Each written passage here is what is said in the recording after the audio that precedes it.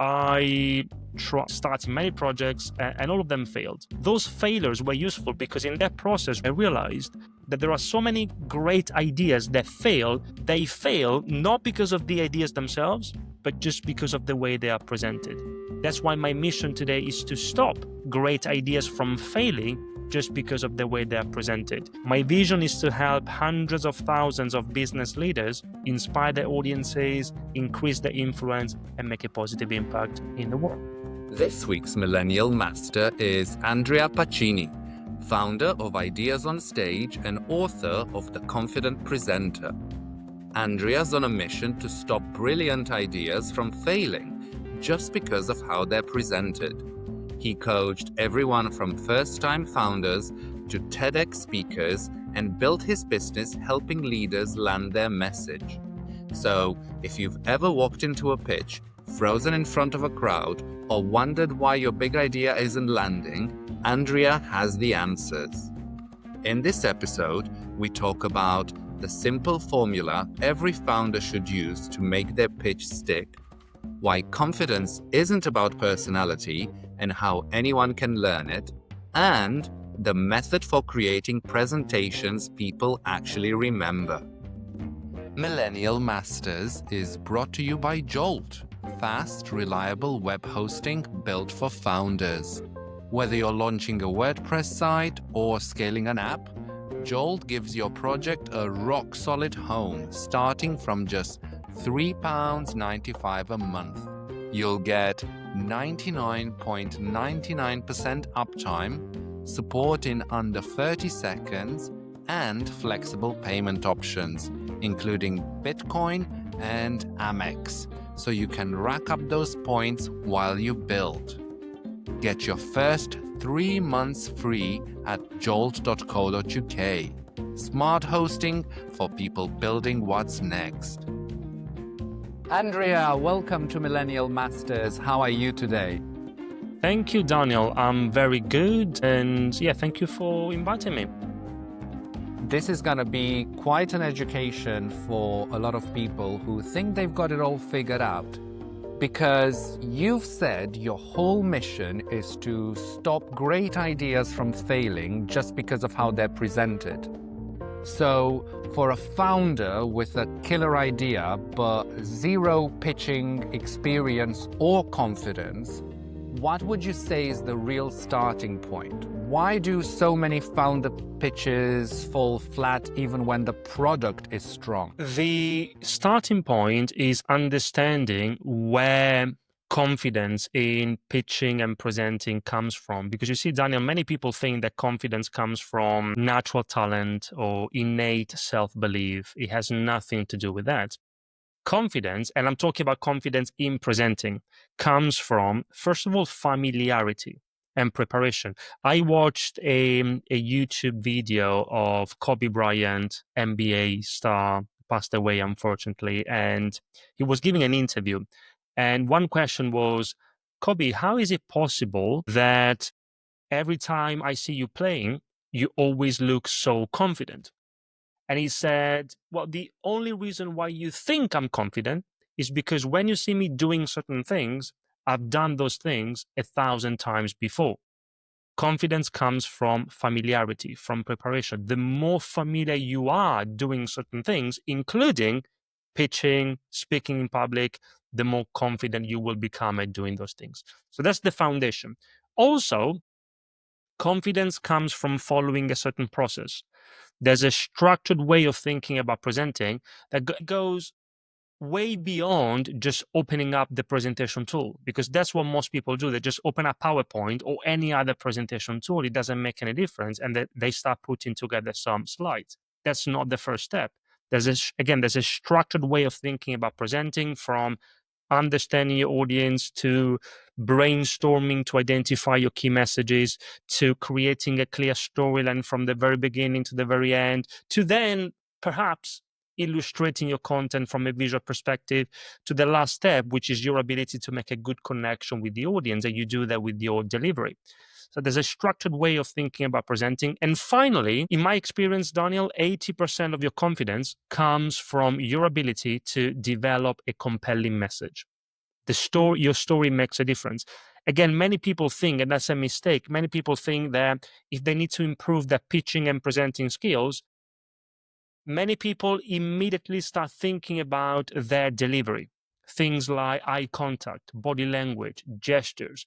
Now, I'm not saying that those things are not important. We do work on those things with the clients, but that's 20% of the process. If you really want to become a more confident presenter, you need to understand how to develop a compelling message. Without a story that resonates with the audience, it doesn't matter how good you are from a delivery perspective. And that's the starting point. And I know you have a method and a framework for developing a compelling message, which we'll get to in a second, because you've coached everyone from first-time founders to TEDx veterans.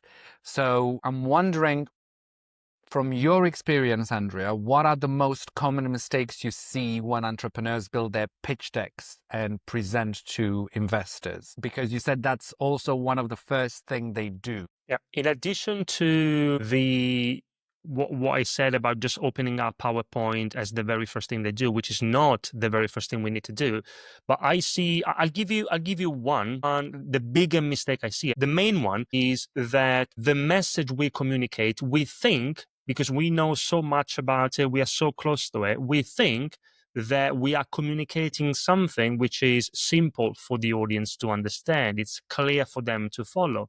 In reality, the audience, and in this case, going back to your question, investors, they're not, in most cases, they're not experts in what you do. They don't have your level of understanding of your subject, your experience, your expertise. And so for them, what you are communicating is complex or too technical. And there's a term for these. The Heath brothers, in their fantastic book Made to Stick, which I recommend, talk about the curse of knowledge. And they use a great example to illustrate it. And here is the example. In 1990, a psychology student asked two groups of people to play a game. You had the two groups. One group was the tappers, and the other group was the listeners. If you were a tapper, you had to tap out rhythms to famous songs on a table. So think about very famous songs, but instead of singing the songs, you just had to tap them out on a table. If you were a listener, you just had to try and guess the songs. That's it. That was the game. Now, before the experiment started, the student asked the tappers to estimate how many songs they thought that the listeners would have guessed. And they estimated 50%, 50. That's what they thought. Now, in reality, it was very different. The listeners guessed only 2.5% of the songs. So 2.5 versus 50%, massive difference. Why? Because if you are a tapper, you have knowledge that the listeners don't have. If you're a tapper, you have the songs in your head. And so for you, it's obvious. Why can you not guess it? But if you're a listener, you don't have the knowledge. You don't have the songs in your head. So you do find it very hard. And this is the number one problem in communication. And you see the same thing when pitching to investors. The number one problem in communication is the curse of knowledge, which is our inability to imagine what it means not knowing what we know. It's our inability to put ourselves in the audience's shoes. And by the way, you say between founders and investors, but you see this communication challenge everywhere. You see between writers and readers, you see between politicians and voters, even beyond investor pitches, you see between presenters and the audiences. And it's very easy to fall into this trap unless you find a way, and it can be your own way, to get access to some sort of an external perspective. So this curse of knowledge, at the same time, um, could it be because a lot of founders or entrepreneurs think their tech or product is too complex for simple language? Because in some, I believe in your book and also in a few other podcasts, you've cited Steve Jobs and uh, Bezos for using grade school level language even for tough subject. So how important and how do you, in a way, not necessarily dumb down, but simplify your message and your jargon for your audience? Absolutely. And it is true that many people think that their message, their product, their company, their startup, their service is different. It's too complex.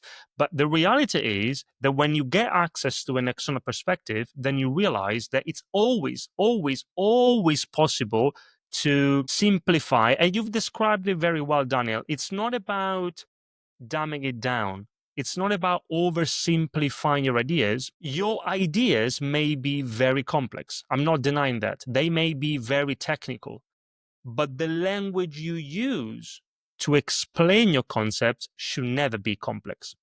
Now, for example, you gave the examples of Steve Jobs and Bezos. Bezos, yeah. Now, Steve Jobs, if you take the introduction of the first iPhone many years ago, so we're talking about a business presentation. It's introducing a new product, introducing a new technology. Now, if you take the first 1,000 words of that presentation and you upload them onto tools like the Hemingway app or Grammarly, those tools, what they do is they analyze language. And in addition to giving you suggestions for improving your text or what you're saying, they also give you a grade, which is a number. And that number tells you how old someone needs to be for them to be able to understand what you're talking about. And if you do this exercise with that presentation, it returns a grade of 8 to 9 years old. 8 to 9. So believe it or not, an 8 years old watches that presentation and they would be able to understand what he was talking about. Jeff Bezos, if you take the shareholder letters that he sends, like we're talking about more than 20 shareholder letters as the CEO of Amazon. Now, again, think about the context. We are talking about letters that the CEO of Amazon has to write for the shareholders. So, again, talking about business strategies, maybe new launches, technologies, all of these kind of things. And again, the content may be very complex. It may also be technical, but the language used should never be. If you do the same exercise, 70% of those letters return a grade of 13 to 15 years old. And that's the kind of benchmark that we want to try and respect. Every time you want to communicate something, especially if it's complex, especially if it's technical, ask yourself, okay, if I were to explain this idea to a 15-year-old, how would I do that? What language would I use? And again, this is not about dumbing it down. It's not about oversimplifying it. It's about finding and using language that everyone in your particular audience, of course, can understand. We always go back to the audience. Of course, if you are pitching or presenting to an audience who have a very, very good understanding, even from a technical perspective of what you're talking about, that's a different story. But in most cases, that's not what we're talking about. So using simple language is something that we should all consider. So you can fall into a trap of using big words and fancy language, believing it will make you more credible and intelligent, but actually your audience might not get your message because of. Exactly. It's the opposite. And by the way, you're right. That's why most people do that, either consciously or unconsciously. Many people use complex language, and that could be acronyms, it could be jargon, it could be technical terms that you understand as the presenter, again, not necessarily your audience. Many people do that because they think that if they do that, then they sound more credible. They sound smarter. The opposite is true. If you think about people who you consider smart and credible, I can promise you what they do, at least from a communication perspective, they replace complex language with simple language, simple words, simple sentences. So, for example, instead of price point, you should say price. Instead of core competency, you should say skill. If there's a long word or phrase and a short one, and both words or phrases say the same thing, the short one is always going to be more effective in communication. In the same way, if you can tell me something, Daniel, if you can explain a concept to me, and if you can do it in 13 sentences, if you can explain the same concept in 2 sentences, the 2-sentence version is going to be more effective, more concise, more impactful in communication. Speaking of acronyms, Andrea, you have 5 of them for a framework you developed, which is the SCORE framework. Can you run through what the SCORE framework is and how founders and entrepreneurs and people in general can use it to be more effective communicators? Sure. In our company at Ideas on Stage, we've got, as you said, we've got this method, we call it presentation score, because when you give a pitch, when you give a presentation, you want to score, like in football. And SCORE, yes, it's an acronym, and it stands for 5 things, 5 principles.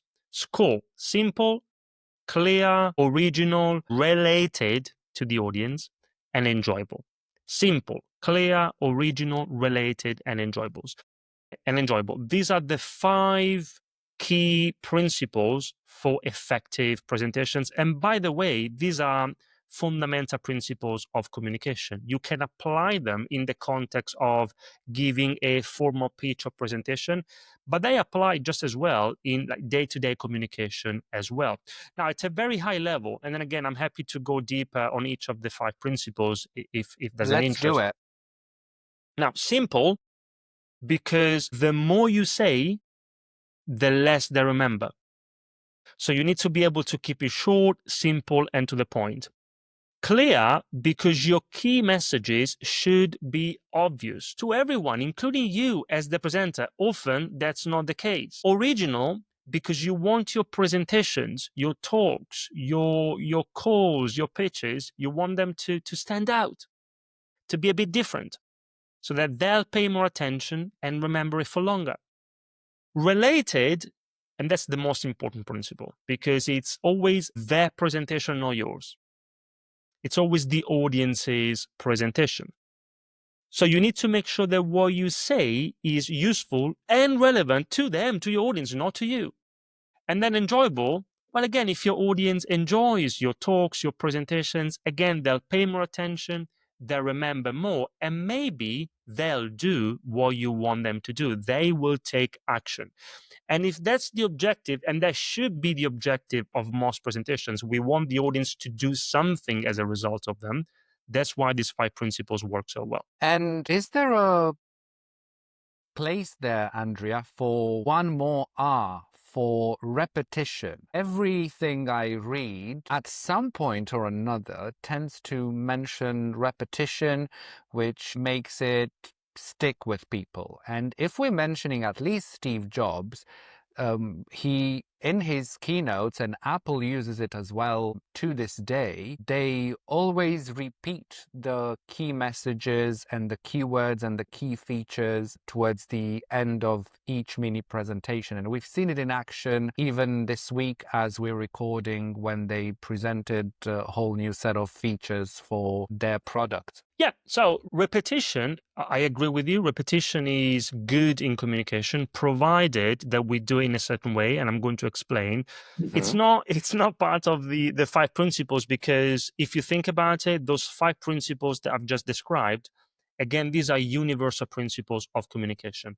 Repetition is more of a practical technique that you can use. It is true that repetition is good in communication, because if you have an important message that you want to get across, if you tell the audience once during a presentation, it is very likely that they'll forget about it. If you repeat the message, it could be a couple of times, it could be 3 times. Of course, you don't want to do it 1,000 times. That's boring. Provided that every time you repeat it, you do it in a fresh way. And that could mean that you say the same thing using different sentences, using different words. Because otherwise, if you tell me exactly the same thing in exactly the same way, that can be boring, right? Because, yeah, come on, you told me. Whereas if you do it in a fresh way, or maybe you tell me the same thing, but you illustrate it with a new example or with a new story. So there are many ways to keep it fresh. If you do that, then yes, that's what you want to do. So, for example, you have an important message. Definitely, you should open the presentation. Somewhere in the opening, you should mention the main message. And then you have the main body of your presentation. And then perhaps you get to the recap, to the summary, and you could say something like, so the message from my presentation is simple. And then you tell what is it, and maybe that's something that you told them already in the opening. You tell them again, and then maybe there's a call to action. Maybe you handle the Q&A, and then you get to the very end of the pitch or presentation where you want to remind the audience what was your main point and why they should care about it. That's one more opportunity for you to repeat the main message. But again, the key is that every time you do it in a fresh way. You also mentioned, Andrea, being aware of your audience, and that can change. Obviously, if you're pitching, it could be investors, but they could be from different industries, or you could be presenting to your staff, your new vision, whatever is the case. And in your book, I believe, as well as on your website, you called it, I think, the audience hero move, and making it about them rather than you and what you're trying to present, making it about what they need to understand. What does that actually look like in a practical sense? Sure. Now, the specific term that you mentioned, the audience hero move, doesn't ring a bell to me, but it doesn't matter. The concept is correct. This is the foundation of effective presenting, effective communication in general. We want to start with the audience rather than, again, opening up the presentation tool, rather than maybe even thinking about what we want to say.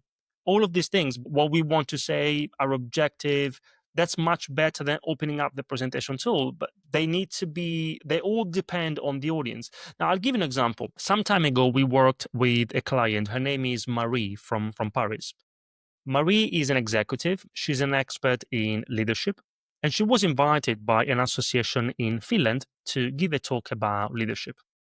And she was super excited. It was one of the first international speaking opportunities. So she prepared really well. She knew her message. She told us that she had prepared 50 beautiful slides. And also, she practiced. So she was ready to go. She flew to Finland the day before the conference, then arrived there on the day, half an hour before the audience, because she wanted to make sure that she had time to set things up. And when she was about to connect her laptop to the screen, she realized that there was no screen. So, a little bit of panic, she went and asked the organizers, assuming that they would say, "Sorry, Marie, now we're going to fix this for you." But what they did instead was they started laughing. They started laughing. And so she says, why are you laughing? And they say, "Look, Marie, you want to show 50 slides, but actually, you've been invited to give a talk to the association in Finland of blind people." Blind people. Now, Daniel, I know it's an extreme example. It sounds like a bad Quite. joke. Yeah, quite. But it happened for real. You see, Marie was very well prepared, apart from one thing. She didn't know her audience. She didn't even take the time to translate the name of the association from Finnish to French, and she would have realized that perhaps there was no need to have 50 beautiful slides. So, what does this mean for us as presenters, as speakers? If we want to make sure that our presentations are, remember what R of the SCORE method stands for related. If we want to make sure that a message is related, which means relevant to them, then before we do anything else, before PowerPoint, but not just PowerPoint, before we do anything else, we need to take some time and ask ourselves some questions about the audience, their needs, and the context.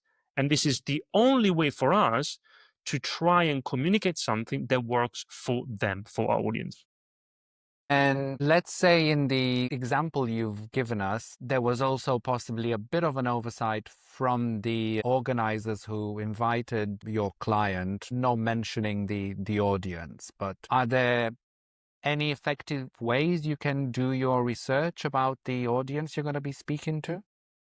Yes, it is true that the organizers, of course, should have mentioned it, but we can only control what we can control. And as speakers, as presenters, then it's our responsibility to do due diligence if you want. Now, I'm going to give you a practical framework. That's what I do when I prepare my own presentations. That's the very first thing I do. And we follow exactly the same approach when we work with our clients. We call it the ABC of preparation. ABC. Now, ABC stands for audience, burning needs, and context. A, B, C. And these are the questions I was describing earlier. You want to ask yourself some questions around these three categories. The audience, who are the key people in the audience? Which company do they work for? Are they investors? Okay, who are they? Have they invested in similar startups in the past? Or something about the audience. And then also burning needs. Okay, what do they really need? What do they expect from your presentation? What challenges do they have? How do those challenges relate to your activities? Do they have any concerns about your activities you may want to know? Are there any internal politics that you need to be aware of? I'm not saying that you will have an answer to all of these questions all the time, but at the very least, you want to try and ask yourself those questions. Audience, burning needs, and then also context. For example, how much time do you have? Is it one to one? Is it one to many?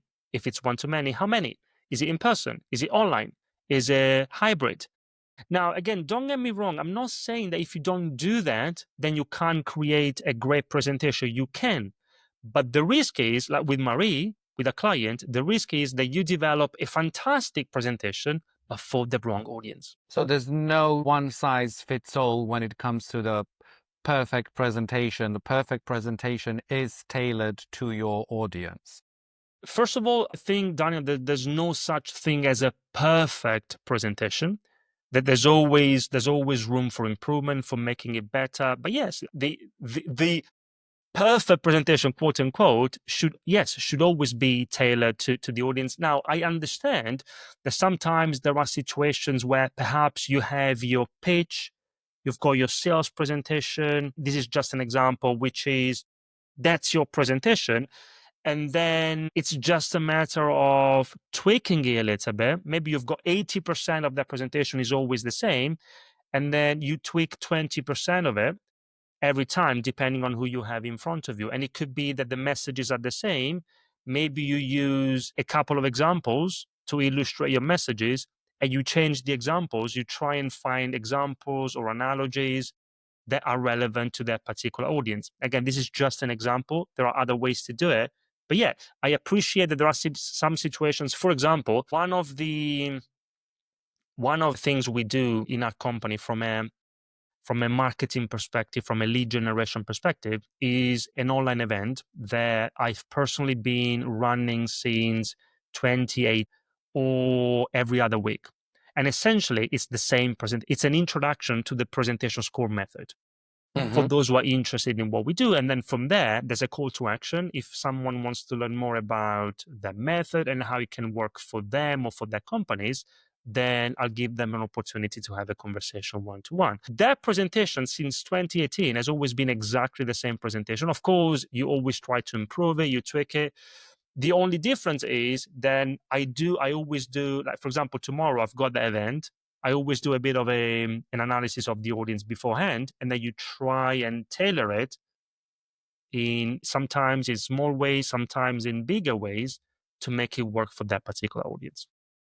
So what do you look for when you do your audience analysis? I'm assuming age, I'm assuming possibly gender, possibly professional status. Yeah, those kind of things, exactly who they are, where they are based. So that tells me something about the language as well, the company they work for, and then some things that are specific to what's of interest to us at Ideas on Stage. For example, say for example there is there's a sales leader or someone who is responsible for learning and development. So if I know that in front of me I've got someone, so I'll give you a practical example. If I have a business professional, or if I have a business owner, and maybe it's a solopreneur, for example, then I will go through the same method, but I will explain how that method can help someone who wants to become like themselves, who want to become a more effective and more confident presenter. If in front of me I have someone who is responsible for learning and development, people development training within a large organization, I'm going to explain the same method, but how that can be useful for those who want to develop a team of confident communicators. So you see, the core message is the same, but you just tailor it to who you have in front of you. And You mentioned as well Zoom or virtual presentations as well as in person. Now, what do people have to do differently when doing a virtual presentation or a pitch compared to an in-person one? I can think of three things that we need to consider online. One is it sounds obvious, but it's important, the setup, the Hmm. technological side of things. In person, the setup is not that important, apart from making sure that if you're using slides or if you are sharing maybe a video, you want to make sure that the projector works. Apart from that, and by the way, even if you were planning to do that and the projector fails, if you are prepared, the show must go on. So you should be able to deliver an effective presentation anyway. Apart from that, that's it.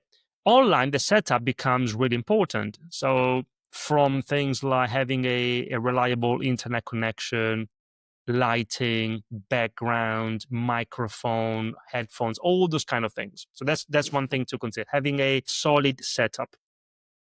The other thing is the level of interaction with the audience. Now, I think that any presentation should feel like a conversation for the audience. And this is in person as well. You see, the audience's attention is a bit like the sand in an hourglass.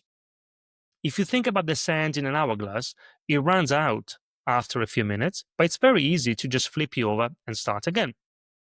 When you are presenting, it's the same thing. The audience's attention will drop after a few minutes, but it's relatively easy to just flip it over and start again, which means that it shouldn't be up to the audience to work hard to pay attention.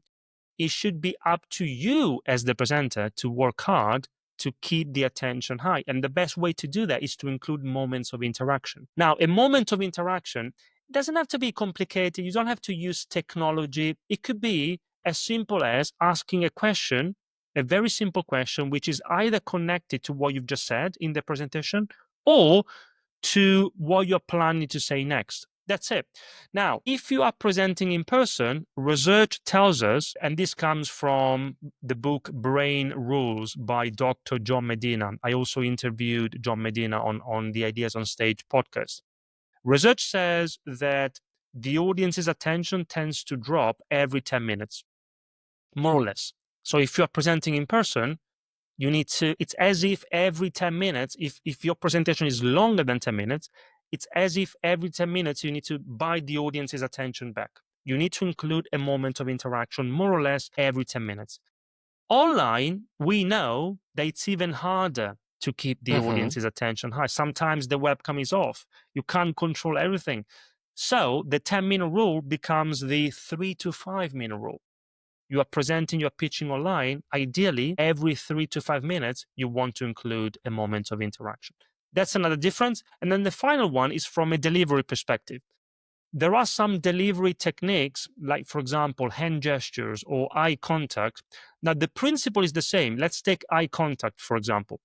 You want to make eye contact with the audience. And the reason why that's important is because it allows you to make a good connection with them. The way you do it is different. The way you make eye contact in person, of course, is very different from the way you make eye contact online. So you see, the principles are the same. The way you apply is different. Just to recap, three things. One is the setup, the Yeah. technological aspect. The other one is the level of interaction with the audience. You want to do it even more when you are online. And then finally, the way you apply certain delivery techniques, like eye contact, the principle is the same. The way you do it is a bit different. So, what are some good interaction examples? Because I've seen, now that you mention it, I've seen it practiced in a lot of talks at conferences, etc. But some of them can feel a little bit cringe and forced at the beginning. So, from your experience, and what do you advise are some good interaction ways? Yep. The key is that the moments of interaction, the questions you ask or the prompts you give, they have to be organic. They have to be very much connected to the topic. I'm not talking about communicating something and then you stop. Any questions? No, that's not what I'm talking about. Now I'll give you practical examples. If I think about my weekly or bi-weekly web class, Hmm. I introduced the presentation score method and then it's online. And sometimes I can see some people, a few others are with the webcam off, and sometimes I've got 10 people in front of me. Sometimes I've got 20 people. And so I simply say, okay, before we get started, I just want to make sure that we are all aligned. Before we get started with the first principle, can you please give me a quick exclamation mark in the chat? Just type a quick exclamation mark in the chat if we are all ready to get started with the first principle. And then the symbols come up, and then you get started.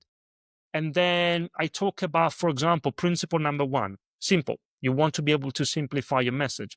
I explain it, I give an example, and then I say, okay, before we move on with the second principle, just out of curiosity, on a scale from 0 to 10, and I also draw. I like to sketch when I present online. I've got a tablet as a second screen. On a scale from 0 to 10, where 0, and this is self-assessment, 0 means that you find it very hard to simplify your message. 10 means that you find it very easy to do that, or anything in between. Where are you? Give me your self-assessment in the chart. That's it. Then I'll give you one other example, Daniel. I'll talk about the second principle, clear. You want to be able to create a clear structure. And to do that, I talk about the rule of 3, the power of 3, which is one of the simplest and most powerful principles in communication. The idea of communicating 3 key messages, because that's what people can remember instead of 1,000 messages. And then I say, okay, now that we talked about that, because I want to make sure that this is useful for you, again, can you give me another exclamation mark in the chart if you can see how you can apply this principle, the idea of communicating 3 key messages in your very next presentation? If that's the case, give me an exclamation mark in the chart. So you see, very simple things like that. And the idea is that every time the audience does something, even if it's as simple as typing yes or no in the chart or typing a number in the chart, it means that they are there with you. They're listening to you. They're not doing something else. So that's basically the trick when somebody does a presentation and asks how many people had this problem, raise your hand, or how many people have had this, raise your hand. That's one of the tricks to maintain attention and get interaction with your audience. Yeah, as long as that's an example, raising hands, it's an example of including a moment of interaction. The audience is doing something. As long as it's organic and connected to your flow, to your content, then it can work, yes. And alongside these tips and tricks, are there any quirky virtual body language tips that you have as well in order to be engaging? I'm assuming kind of like wooden on the stage or with your arms crossed is not the best posture for doing a presentation and being an effective communicator. Arms crossed is an interesting one because it has become now a bit of a public speaking myth. That the myth is that folding your arms, crossing your arms is a blocking behavior. It's a defensive behavior, which is not true. The reason why, and then stay with me, Daniel, I'm going to explain, because I will not encourage people to do it. The reason is different. The reason is not that it's a blocking behavior. It's not a blocking behavior. The reason why most people cross their arms is because it's just a comfortable position. That's it. Now, if I could, I would cross my arms 24/7. It's just the most comfortable position for me. It's not blocking, it's not defensive. However, as I said, don't do it. I wouldn't encourage you to do it when you're speaking in public, not because it's a defensive type of body language. It's just because this myth now has become a myth. It has become so well known that it's very likely that there will be someone in the audience who thinks that you are having a blocking behavior. So just for that reason, I would discourage people from doing it. Having said that, body language, we can talk about a few things. I'll just mention one: hand gestures. Yeah. The more you move your hands, the more dynamic you will be. And everyone likes dynamism. You want to become a more dynamic presenter. Hand gestures is also an interesting one because if you think about it, when you have a conversation with friends, then whether you are aware of it or not, we all move our hands, and we do it because we know the audience, our friend, and we also know a topic, what we're talking about. As soon as the dynamic is a little bit more formal, the pressure is higher, we are giving a presentation, a pitch, then often these two things, our hands, start taking on a life of their own. We don't know what to do with them. There are three key things you can do with your hands. Number one, nothing. It is one option. You don't have to move your hands all the time. Another option is that you move your hands without thinking about what you're doing with them. And I can promise you, if you are prepared, if you have rehearsed, if you have internalized your message, you don't have to memorize it, but you do need to internalize it. You need to own your content. If you get to the point, you don't have to worry about what you're doing with your hands. It's as if you are talking to a friend and you will move your hands, whether you are aware of it or not. The third option is that you move your hands with intention or with purpose. So, for example, before Daniel, we were talking about eye contact, online versus in person. If I do, for those watching on video, if I do online and in person, as I say these two things, my body language is in harmony with my content. If I tell you that there are three things you can do with your hands, and again, for those perhaps just listening, I'm doing three with my hand. Now, this is another intentional hand gesture. The key is to find the right balance among these three options, which means that within the same presentation, sometimes you do nothing. You don't have to move your hands all the time. Most of the time, just move your hands without thinking about what happens. Just make sure that you have internalized your content. And then from time to time, not too often, because otherwise it feels forced and robotic, but from time to time, if you can move your hands in a way which is synchronized with your content, that will help you find the right balance among these three options. But the bottom line is that, of course, within certain limits, do what works for you. But the more you move your hands, the more dynamic you will be. But certainly don't put them in your pockets. Don't put them in your pocket. I agree with that. Any other no-nos then? In terms of hand gestures, Or in terms of body language? okay, in terms of body language, what you want to do is you at all times you want to be grounded. So the no is not being grounded. Being grounded doesn't mean being fixed. It doesn't have to be monospot. You can move if you want, but at all times when you don't move, you want to be grounded. Being grounded means that if you are standing, for example, you need to feel the weight of your body being equally balanced on both legs. So now I'm not standing, but for example, if I were standing and if I'm like this, it's because my left leg, my weight is too much on the left leg. This is the opposite, and this it doesn't give the appearance of a confident presenter. You want to be grounded. This a confident posture. Make sure that you want to have your feet shoulders apart, more or less pointing towards the audience, and then Head make straight, back straight. yeah, yeah, in a natural way, and then the most important thing is that at all times you need to feel the weight of your body being equally balanced on both legs. Then from there, of course, you can move a little bit, but again, movement should be intentional. Maybe you make a point and you move towards this side of the room. And then when you stop moving, you ground yourself.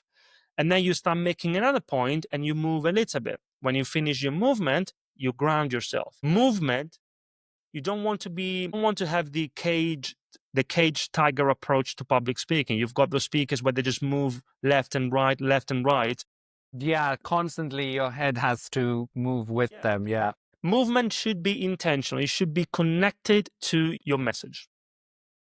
And I just wanted to cross-check two tips for presentations that I've had before. One was about the eye contact, especially when you do something in person and to a group if you do a talk.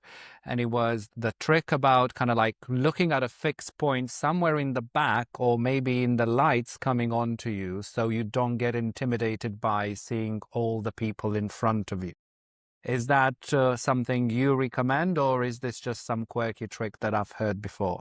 I wouldn't recommend that. I just recommend one thing. The nice thing about this practical tip is that it works every time. Whether you've got 5 people or 5,000 people, it's always a person-to-person interaction.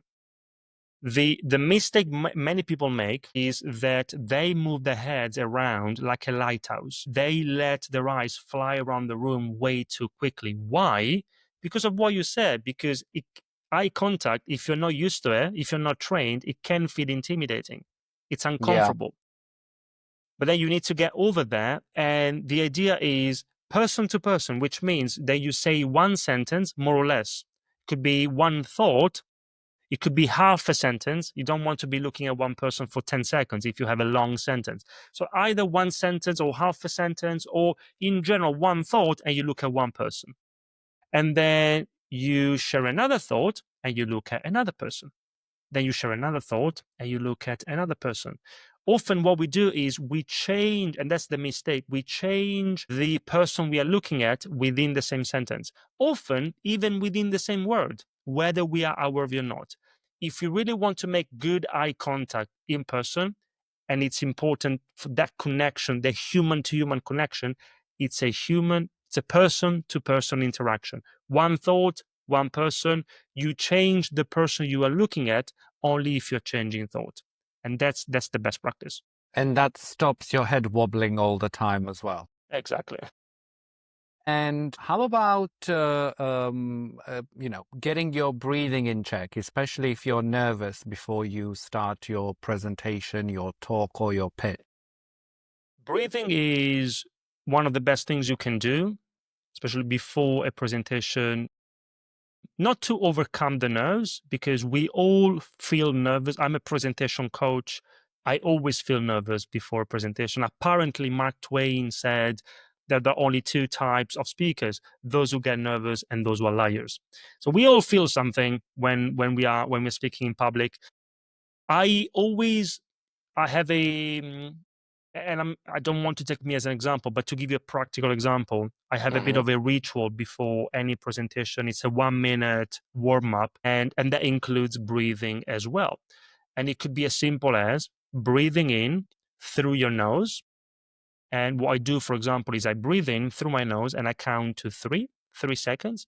And then you breathe out through your mouth and you count to 6. You want to make sure that when you breathe out, that has to be longer than when you breathe in. That helps you calm down. Other people like, sometimes I do that as well. You've got I think it's called box breathing. So imagine like a box, like 4 seconds, 4 seconds, 4 seconds, 4 seconds. So it means that you breathe in for 4 seconds, you hold your breath for 4 seconds, you breathe out for 4 seconds, and you hold for 4 seconds, and then you repeat. So one of the two. There are many other, but breathing is super super useful to help you calm down before a presentation. Or at least bring down your heart rate, if not calm down. Yeah. Whatever the effect will be, and it's not the only thing you need to do, but it's a very effective way. Moving on a little bit with our topics, Andrea, but still in the realm of presentations, you said you believe AI plus human is the future and that you use AI every day. So I'm wondering first, how do you use AI every day?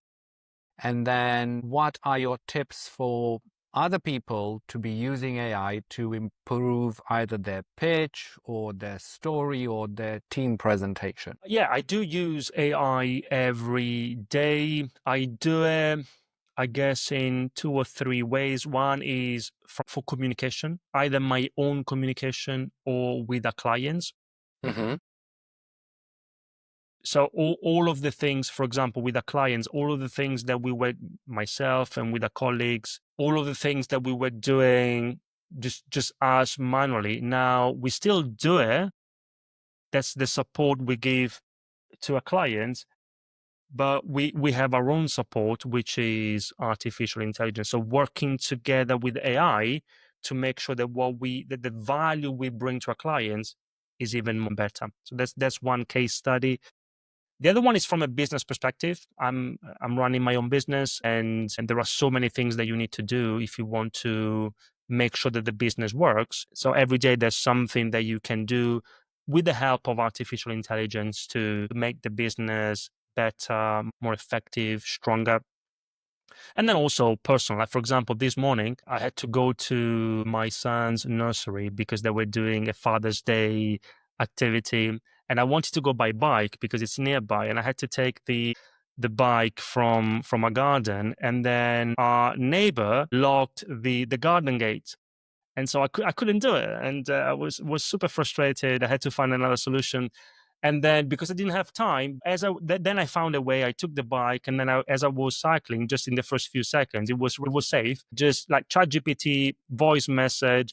Can you write a because I told him already, can you write a reminder to my neighbor reminding them that they should not lock the garden gate, because I'm not tall enough to from the outside to unlock it. And it's just like day-to-day things that you need to do, and the message was ready, copy and paste, and it was done, things like that. So that was the And first not part. let slip your frustration with the incident, but still be polite.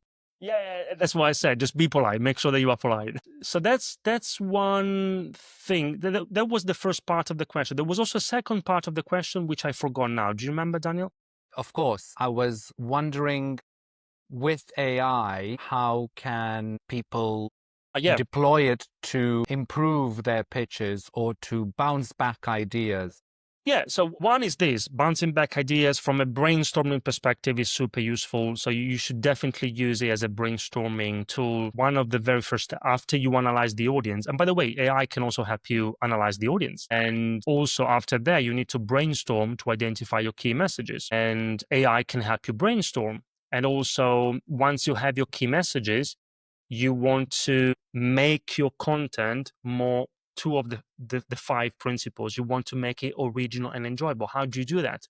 Well, you need to tell stories that illustrate your points, examples, analogies, metaphors. Then again, you can brainstorm ideas with AI. You say, okay, this is the message I want to communicate. Can you give me a list of 10 stories or examples that illustrate that particular point? The key, though, is that, and that's why I say that it has to be AI plus the human element, because if it's just AI, then it's not going to land. People will say it. But if it's AI plus you, that's a very powerful combination. And for that to happen, you need to have a strong understanding of those fundamental principles of communication, because otherwise it's garbage in, garbage out. With whatever you put in your prompt, will have a massive impact on whatever comes out of the tool. If you don't have that understanding, then it's garbage in, garbage out. Now, going back to Jeff Bezos, he often says that he's often asked, what do you think is going to change in the next 10 years? And he says, no one has ever asked me, what do you think is not going to change in the next 10 years? And he thinks that the second question is much more interesting, because if you, as he puts it, if you focus on the things that don't change, you will be successful. In the case of Amazon, for example, they know that 10 years from now, people will still want cheap prices, fast delivery, and a massive selection. If they keep focusing on those things, they will be successful. In communication, it's the same thing. There are things that change and things that don't change. The things that change are tools and technology. 50 years ago, we didn't have PowerPoint. 5 years ago, we didn't have, maybe 10 years ago, we didn't have Zoom. Just a few years ago, we didn't have AI. And these tools will change. That's inevitable. But what will never change are the fundamental principles of communication. Aristotle was the first one more than 2,000 years ago who gave us the building blocks of effective communication. And today's best communicators still follow those principles. So, for example, Daniel, let's say that 10 years from now, you give a talk at a conference, and after your talk, someone comes from the audience. They come to you and they say, Daniel, that was a great talk. I just wish that your message was not so simple for me to understand. That will never happen. Or I just wish that your storyline was not so clear for me to follow, or that your ideas were not so original and enjoyable. Or maybe, Daniel, great talk. I just wish that your message was not so relevant to me and my needs. That will never happen. And it will never happen because these are the fundamental principles of communication. Don't get me wrong, you do want to you do want to leverage technology. As I said, I do it every day for myself, for my business, for my communication with our clients, but it has to be that AI technology in general plus you, plus the human element. And if you have that, that's a very powerful combination. And keeping it in the practical steps, what would you say is the best closing line for a pitch or a presentation? Or what's your go-to closing line? Here is my go-to. My go-to is this. First of all, I approach it by saying something like, or similar, something like, okay, if there's one thing I would really like you to take away from this presentation, it's this. Something along those lines. Whatever you say next, they will pay attention. And then my go-to punchline is, it follows this format. What, so what next? What means, okay, what's the key message? Any presentation should have one big idea, not two, just what's the big idea behind your presentation? Even if you tell them already, we talked about the importance of repetition, tell them again. A reminder of the most important thing they need to take away. Then, so what? And this is the key to great presenting. The key to great presenting is to always make it about them. The what, the main idea is important, but it's not enough. So what? Tell them, why should they care? Why is this important and relevant to them, not to you? And then what next? Okay, now that they care, now that they understand why this is important to them, what do you want them to do after your presentation? Or at the very least, what do you want them to think, to believe, to feel as a result of your presentation? And you can create a paragraph. It could even be like a 70-word paragraph, 30 seconds. That's it. That follows this format. What, so what next? And that's a very powerful conclusion. So you're counting, just like in TV production, about 3 words per second. I count roughly 150, 140, 150 words per minute. That's a good pace when speaking in public, more or less 150 words per minute. So, for example, that means that if you have a 70-word paragraph, 75-word paragraph, it should take you 30 seconds to deliver. That's my benchmark. Now, Andrea, I know you grew up in a family business in Italy. Now you run your business internationally from London.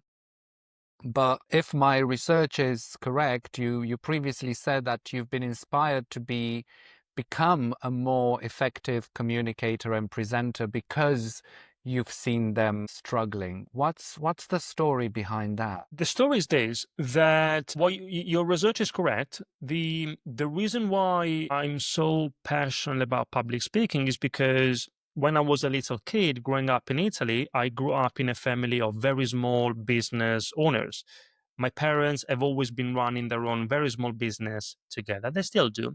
So as a kid, I saw their challenges because raising 4 kids while running a business is not easy. But I also saw their proactive approach to life. That's why I always wanted to be an entrepreneur, to run my own thing.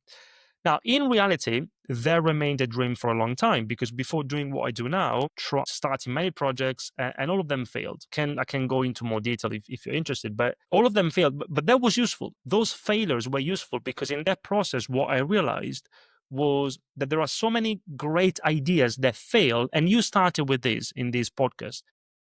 They fail not because of the ideas themselves, but just because of the way they are presented. And that's why eventually I became a presentation coach. That's why my mission today is to stop great ideas from failing just because of the way they are presented. My vision is to help hundreds of thousands of business leaders inspire their audiences, increase their influence, and make a positive impact in the world. So what would you say from your previous project was your greatest idea that didn't land because you haven't by that point refined your presentation and communication skills? Very simple ideas. It's not that it was a mind-blowing idea, but ideas that that you could see were working effective elsewhere. So, for example, I launched a blog, and that was maybe more than 10 years ago. I launched a blog, and I would write, like, for years. I wrote a weekly article, and it took a lot of time. I was super passionate about it. And the idea was to make sure that thousands of people would read my articles. In reality, after a few years, I just had two readers. One of them was my wife. So it wasn't really making an impact. I'll give you another example. After the experience, I said, okay, rather than creating content, why don't I curate content? So I launched a newsletter, again, a weekly newsletter, and I would curate content on certain topics, and then I would send it out to my subscribers. And the idea, once again, was to get to thousands of subscribers, because once you have a large audience, then you can start thinking about, okay, how can I monetize that? And after a few years, I remember the maximum I got was 119 subscribers. And half of them were just friends being polite. Again, not very effective. I'll give you one more example. I'm a big advocate of business as a force for good, purpose-driven business and entrepreneurship. And we have our own social impact project. We have a charity partner. And together, once we run an event with a charity partner to try and motivate people to donate something for their social activities, and it didn't make a massive impact. And in all of these cases, if you think about it, it wasn't the idea that was bad. It wasn't the idea that failed. It was just the way the idea was communicated. And if we were going to leave founders, entrepreneurs, and business leaders tuning in to us today, what's one thing people listening to us should do this coming week to become a more confident presenter, no matter how busy or introverted they are? The one thing is to do it. Take any opportunity you have to put your skills into practice, whatever they are. Even if you think that you are not a good presenter, a good speaker, I'm a presentation coach. We've been doing this for years. Also, for me, there's always room for improvement. So you can spend hours listening to podcasts, and we've got our own podcast. I've got my book. You can read books. You can watch YouTube videos. But then, and that's what most people do. Most people listen to podcasts, they watch videos, they read books, and then what do?